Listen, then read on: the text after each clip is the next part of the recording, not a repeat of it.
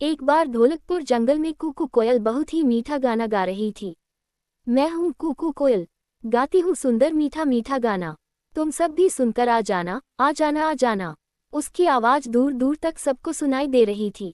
तभी उसकी आवाज़ सुनकर एक जादूगर वहाँ आता है और उससे कहता है, वाह कुकू कोयल, तुम्हारी आवाज़ तो बहुत मीठी है, बिल्कुल खरा सोना है। सोना? हाँ। तभी जादूगर आब्राकादाब्रा बोलता और कुकू कोयल से कहता है, तुम अब से जब भी गाना गाओगी और गाते समय अगर तुम्हारे मुंह से एक भी बूंद पानी के नीचे गिर गई तो वो बूंद सोने में बदल जाएगी। लेकिन तुम्हें एक बात का हमेशा ख्याल रखना होगा कि तुम कभी ऐसे लोगों के सामने नहीं गाना जो तुमको किसी भी तरह से नुकसान पहुंचाएं।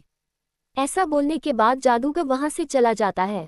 इधर कुकू कोयल फिर से गाना गाने लगती है।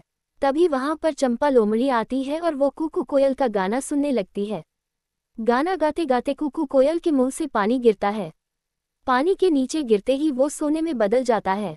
चंपा लोमड़ी अपने सामने सोना देखकर बहुत खुश हो जाती है और झट से सोना उठाती है, फिर वहां से बहुत तेज दौड़ लगाते हुए अपने घर पहुंचती है। इधर कुकू कोयल गाना गाती रहती है। तभी वहां पर एक शिकारी आता है। शिकारी पेड़ के नीचे बैठकर कुकू कोयल का गाना सुनने लगता है। कुकू कोयल गाना गा ही रही थी कि फिर से उसके मुंह से पानी नीचे गिरता है। मुंह का पानी नीचे पहुंचते ही सोने में बदल जाता है। अपने सामने शिकारी सोना देखकर बहुत खुश हो जाता है। वो झट से उसे उठा लेता है। तभी शिकारी फिर देखता है कि ऊपर से पानी की एक और बूंद गिरी जो सोने में बदल गई। शिकारी फिर खुश होता है और उसे भी अपने पास रख लेता है।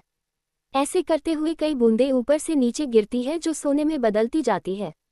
शिकारी मन में सोचता कि शायद आसमान से सोने की बारिश हो रही है और ये सोचते हुए वो एक एक करके सोना उठाता जाता है। तभी शिकारी की नज़र गाना गा रही कुकू कोयल पर जाती है और वो देखता है कि ये सोने वाला पानी तो कुकू कोयल के मुंह से निकल रहा। फिर वो बिना देरी किए कोयल को पकड़ने के बारे में सोचता है, क्योंकि कुकू कोयल को पकड़कर वो बन जाएगा बहुत बहुत अमीर।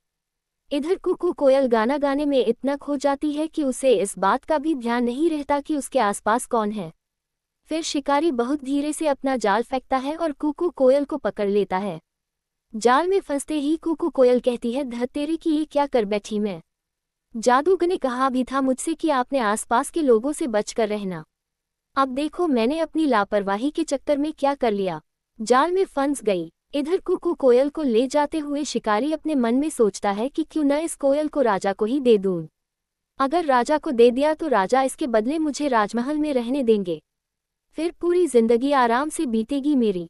हाँ, यही सही रहेगा। ऐसा सोचते हुए शिकारी राजा के पास पहुंचता है और उसे सारी बात बताता है। राजा कोयल को लेने और उसके बदले शिकारी को अपने राज्य महल में रहने देने की बात मान जाता है।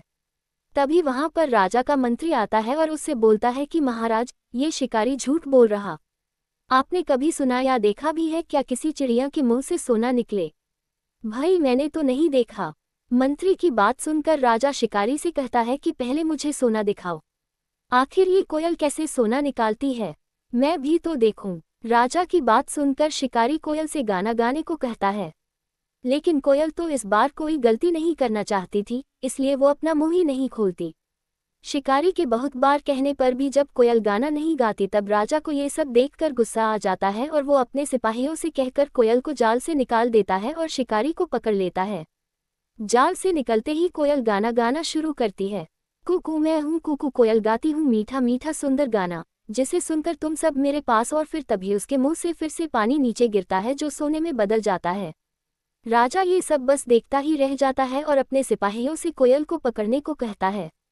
लेकिन इस बार कुकू कोयल पहले जैसी कोई भी गलती नहीं करती है और वहां से उड़ती हुई सीधे ढोलकपुर जंगल पहुंचती है। मोरल इस कहानी से हमें ये सीख मिलती है कि हमें हमेशा अपने बड़ों की बात माननी चाहिए, साथ ही हमेशा सतर्क भी रहना चाहिए। बुरे काम का बुरा नतीजा।